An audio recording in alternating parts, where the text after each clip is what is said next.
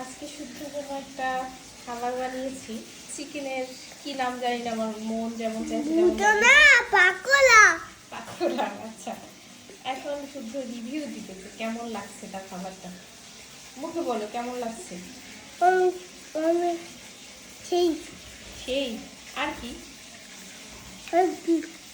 হেব্বি। আরো কিছু বলো।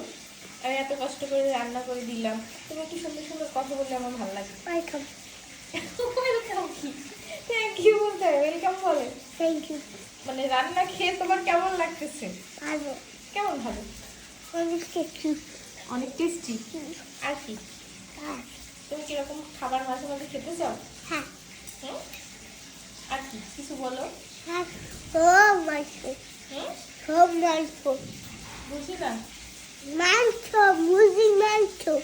তাই কেমন টেস্ট লাগে কেমন?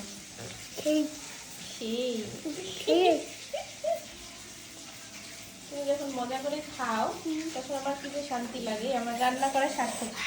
ঠান্ডা হোক মা। আমার অনেক ভালো লাগে তখন। আজকে তো পুড়ে আছে।